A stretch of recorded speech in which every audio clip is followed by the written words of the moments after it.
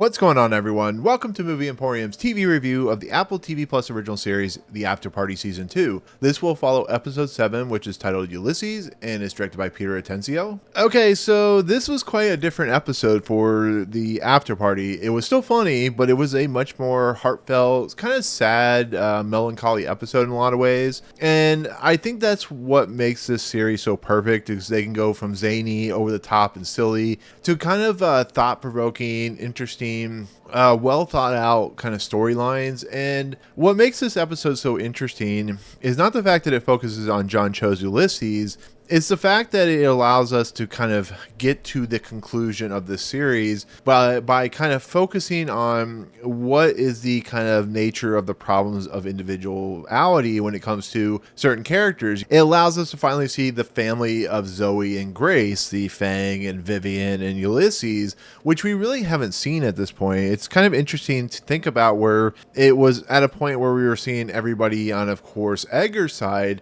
But here we're seeing on the opposite side, and it's a much more interesting who was the killer, what exactly happened, and why did it happen. And once again, I think they're throwing curveballs in this episode. I don't think it's Fang. This is a spoiler discussion, so I don't think it's Fang, but it leads you into thinking that it could be Fang as the killer. And on top of everything, Zoe's so protective of her family and everybody in her family, which is justifiable, that when of course Neek comes up to and is like very scared to ask her, he says, we're gonna have to interview your family, and she's like, why would you need to do that? They're not guilty. And he's like, well, we have to interview everyone. And it's the unfortunate nature of Neek being caught in the middle of this scenario where, unlike the first season, it was more people he knew from high school. Now it's much more personal when it comes to Zoe's family. When it comes to, Grace and Mary and Edgar, there is a much more personal stake to this season, which makes this season much more interesting and actually a lot more well thought out, well written, and it's a very palpable season, which I really find kind of interesting because, you always kind of worry that the second season is going to be the kind of the low point before the third season kind of hits its stride in a lot of respects. But here it hit its stride at, in the first episode of the second season, and even in the first season, this hasn't let up, and this is probably, to be honest with you, my favorite episode of the season because it's just such a well thought out, such a heartfelt episode in a lot of respects with a lot of unfortunate events that play out, and I really do enjoy that for what it's worth. But on top of everything, the two characters that haven't gotten a lot of play in this season, which is unfortunate, is of course Elizabeth Perkins' Isabella character, and of course John Cho's Ulysses character, which have been very kind of in the shadows. They've been kind of left to the side, and I think that's what makes this episode work so well. Is John Cho's a very talented actor. You've seen him all the way back to, even before American Pie and stuff like that, but he's an actor that's, he can take whatever material and he can make it work really well. And it's a very Emmy kind of performance, to be fairly honest. It's something I really love from, of course, John Cho. But the episode basically is about how Ulysses got to the point where he shows up out of the blue during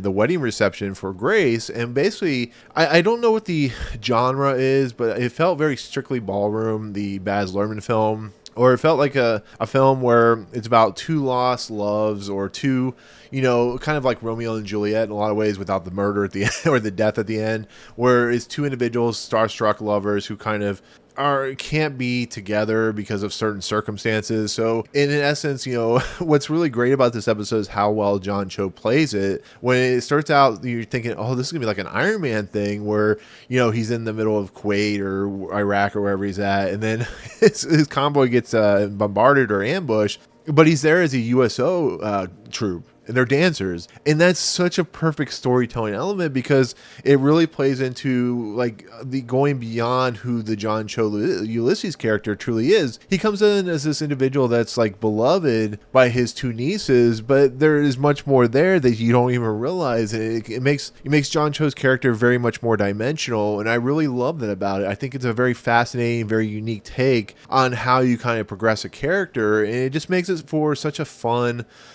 entertaining episode with a lot of great reactions from, of course, Tiffany Haddish and Sam Richardson. Kind of take it from different angles. Sam Richardson's always been that character. He plays that character where he's more reserved, and so his reactions to things are like, ooh, he just doesn't like it. And then, of course, you have Tiffany Haddish, who just like goes for it. Tiffany Haddish is a very outgoing individual. So the character she plays, if he starts talking about like a sexual scenario or something like that, she just like, oh yeah, tell me more. Just tell me. It's really, really funny. But the episode basically, he can't get over this incident where they were ambushed.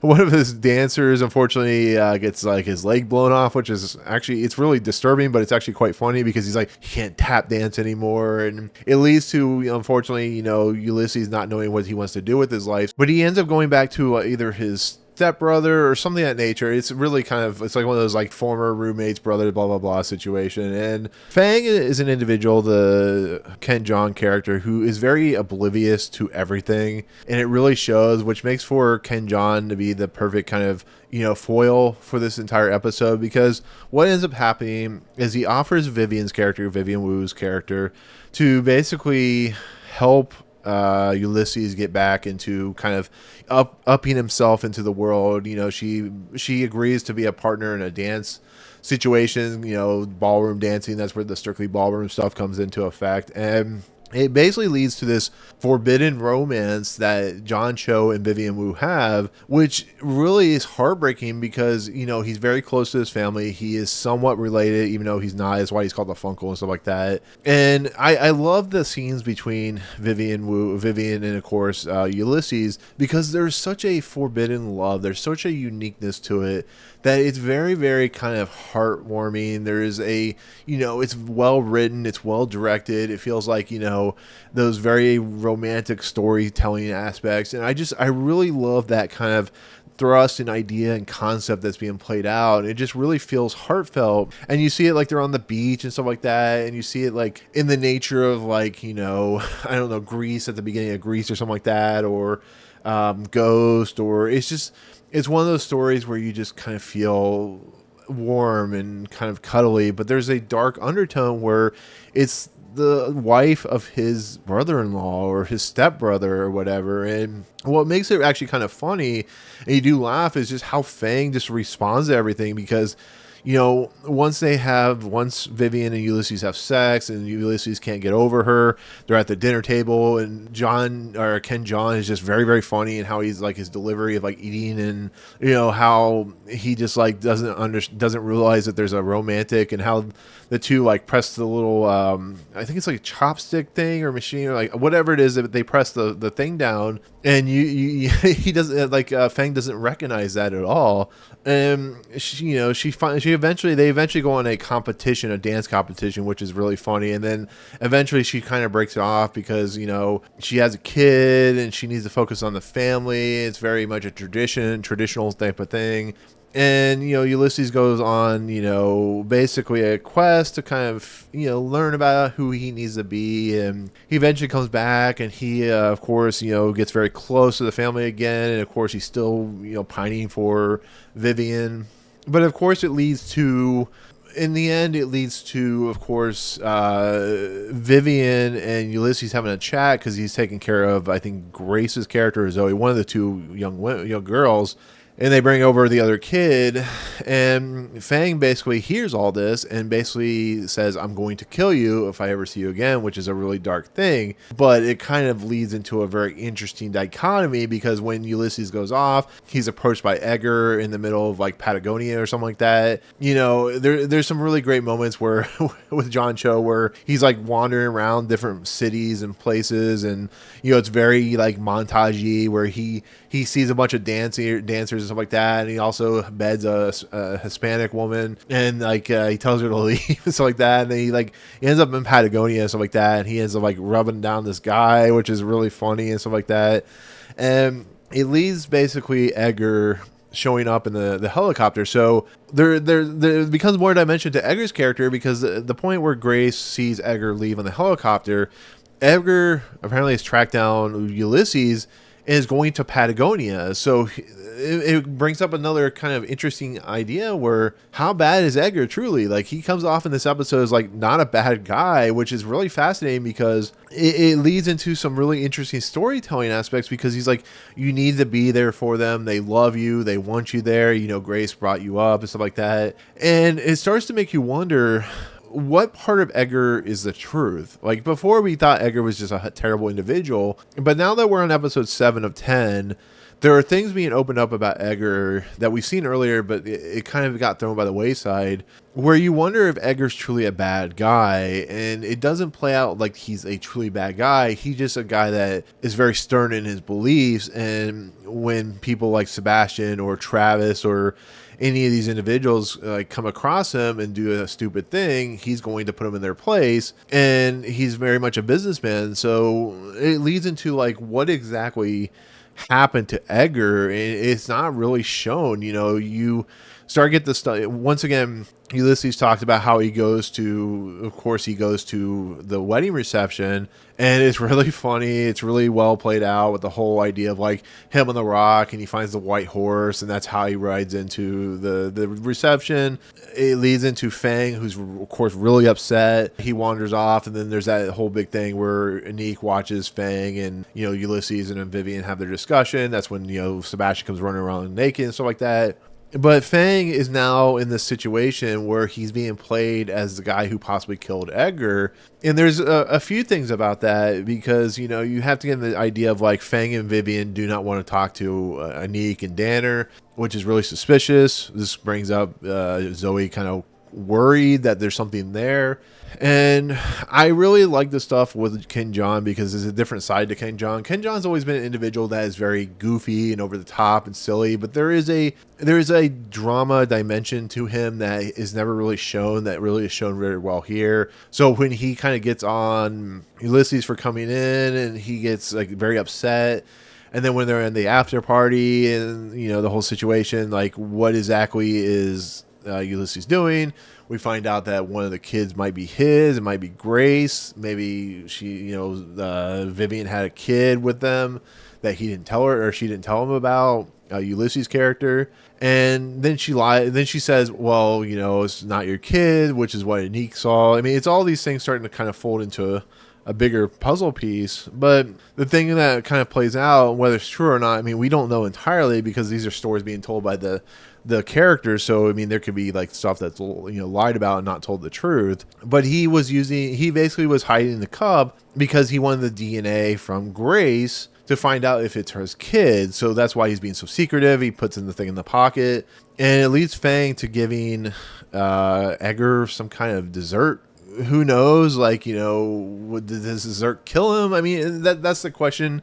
That's what makes this show so brilliant, because it now leads into this other piece. And there's stuff like throughout this episode was just like certain things on the wall, and how Zoe talks to Hannah, trying to threaten her to admit that she killed Edgar because she wants to be close to Grace. And they find out about the wedding reception videographer and stuff like that. So they're going to investigate that, which is going to lead into, I'm assuming, the Fang episode, which is coming up next. And basically that's what the story is. It's about how Ulysses got from point A to point B, and how kind of why he is the way he is, how he acts.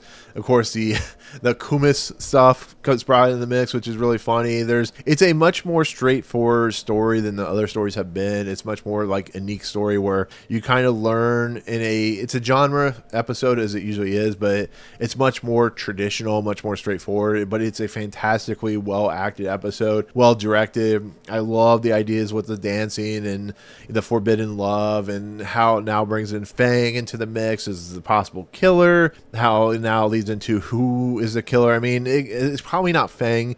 It's probably, like, once again, a curveball that's being thrown out there, but you don't know how it's going to play out. And I really love that about it. I just love this episode. This is it's hard to give episodes 10 because is there really a perfect 10 episode? But the only thing that if there's anything that bothers me, it's just that I want more of it. So I am going to give this episode 10. I really do think it's a perfect episode. It's not perfect in the sense of like, they could add more stuff in there to be more suspicious. But I think what this episode does, to kind of conclude out my thoughts on this episode, is it perfectly sets up Zoe and Grace's family, allowing them to kind of come into the mix. We're now going to learn about Fang. It also brings in a little bit more of Isabella, who's been much more in the dark. I don't think Isabella's a killer, but it's more interesting that we really haven't seen much on her. And then, of course, the last episode is Vivian and Zoe, which is going to be an interesting...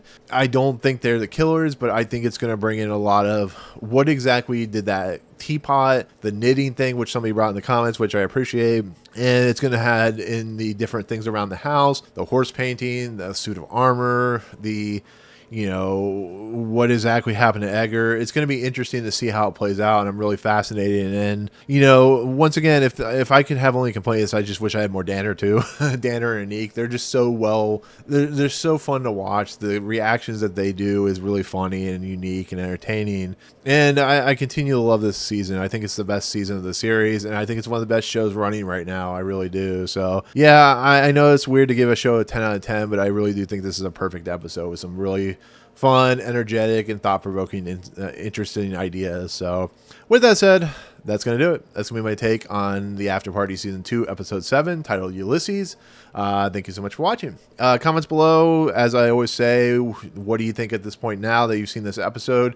Do you think the killer is Fang? Do you think it's someone else? Like, was there stuff in this episode that you found that maybe I didn't see? Bring it up. I'd be really interested to see. It'll enlighten me and give me more ideas. But yeah, it's a really good episode. So with that said, that'll do it. If you like what you see on this channel, hit the subscribe button to join Movie Emporium. Hit that notification bell at top to find what's coming next. If you like this video, awesome. Hit that like button. And as always, we'll see you guys on the next video. Peace out.